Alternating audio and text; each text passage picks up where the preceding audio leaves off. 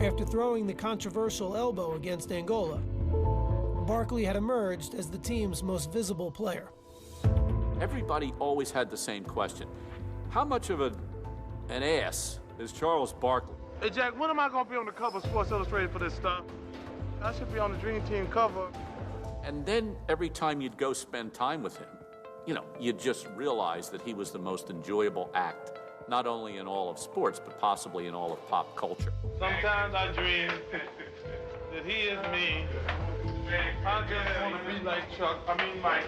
Right away, I told my editors, I said, well, the number one angle here is what is Charles doing? And if you wanted the answer to that question, all you had to do was follow the crowds. They're like, we don't want you guys out and about because we don't know how safe it is. And I'm like, dude, I'm at the Olympics. I'm not going to stay in my room the whole time. So Barkley strolled Los Ramblas, a man of the people if ever there was one. Man, I walked up and down the Ramblas every night, and the people were fantastic. They all wanted autographs and wanted to take pictures. We could be inside the hotel. Soon we heard the big roar. Ha! We said, there go Charles. So Charles would be walking, and then thousands would be following him everywhere he went, He was the Pied Piper.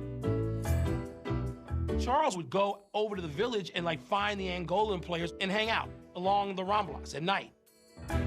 He was the most memorable person of the 1992 Olympics. I just saw this touch he had. I don't think anybody else in the world could have done it beside Charles Barkley. At the end of the day, he was America's best ambassador. Barkley was celebrated for experiencing the Olympics on his own terms. More quietly, one of his teammates found a way to do the same. We had the motorcycle escorts, and we bussed through traffic like Dick Tracy. But this one day, we got stuck in traffic, and we're just sitting there and sitting there and sitting there. Finally, I said, that's it. Let's go. Anybody wants to go with me, I'm heading. He'd get off the bus, and his family met him. He started walking right through the middle of everybody, and nobody noticed him. I'm still on the bus, seeing him walk down the street, and I'm saying to myself, I would give anything to do what he just did. See, guys, this is called the rhombus.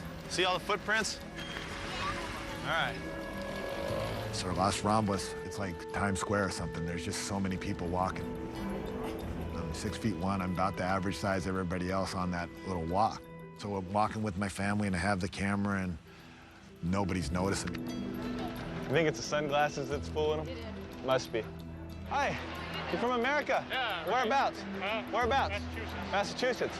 You been watching the Dream Team at all? Yeah, I watch it. They're pretty good, aren't they? Yeah. No attention whatsoever. Finally, we ran across this lady who had the Dream Team and all the pictures on her T-shirt. Hi. Hi. Are you an American? But of course. You look wonderful. Why, thank you. She started speaking real excitedly about each of the players. And I said, have you had a chance to meet anyone? Of course. We met Charles Barkley the other night. Did you? He's a hell of a player. See, you got all the players right there on your shirt. Is Charles the only one you've ever seen? The only ones I've ever met. Hey, guys, do you know any of those guys on there? I think my oldest son, Houston, ruined the surprise. That's my dad. Your dad? That's your dad? Too bad he's not here. You play on a I team? do, yeah. Who is that guy? I can't go anywhere without being bugged. Really not much different from Michael Jordan walking through here. For the players, surreal experiences had become the norm. But even more memorable were the unlikely friendships developing behind the curtain. It was a unique mix.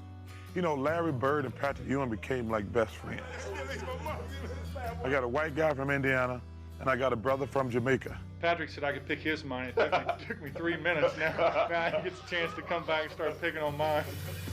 Took me one. We were probably the two of the most unlikely people you thought that would be friends. But if you look, not only Larry and I got to be great friends, but all of those guys got to be much better friends. We all enjoyed each other. We all enjoyed the ride. And we got a sense of each other as men. Then, when we got to the court, it made it even better. The Dream Team's chemistry turned out to be the hallmark of their success, as the players closed in on what they came for. Barkley now over the side leading cheers. Their big margins of victory may have been a testament to their dominance, but numbers couldn't capture what made watching them so unforgettable. Guys played the best basketball you've ever seen in your life. It was literally like great poetry or great art. At times you feel you're watching a performance, a concert, rather than a basketball competition. This was fun. This was like, it's how basketball's supposed to be. And at the center of the fun was the team's biggest star, who had come to Barcelona at the peak of his powers and shown how much his popularity had exploded. I will say this one thing about Michael Jordan. I've been around other celebrities in my life. I've never seen people react like they do to him. People go crazy when they see him.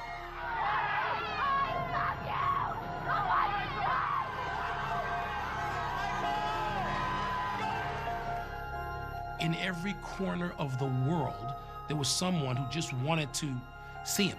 Please, Michael Jordan! No one had the sort of pull, the gravity that Michael Jordan had.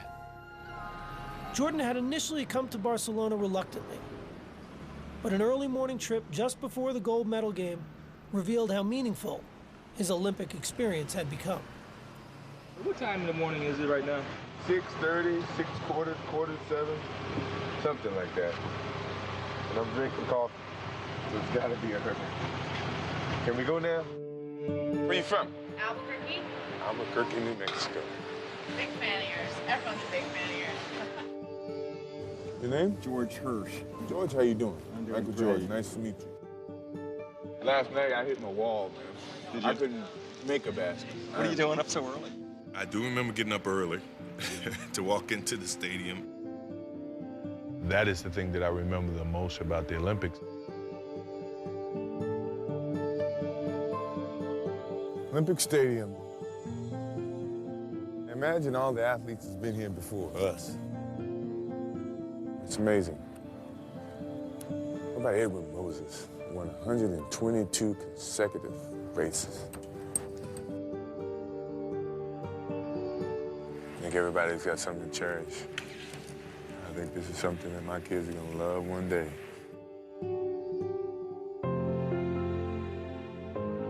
The Dream Team squared off against Croatia again in the gold medal game, offering the world one more lasting impression of their supremacy. Barkley with the lead from Mullen. Behind the back, Drexler. Team USA came to send a message tonight. We wanted to win and we wanted to dominate, but how we did it, sharing the ball, including everybody. We did it as a true team. The U.S. has defeated Croatia 117-85, and they have won the gold here in Barcelona.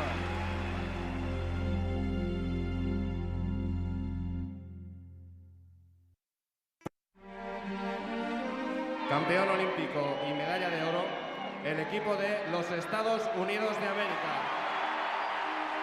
There was never really any doubt the Dream Team would win gold in 1992. But as they walked back onto the court to get their medals, the moment still overwhelmed them. You saw a lot of tears from players. It was a very proud moment for me because anytime you represent your country, that's a prideful thing.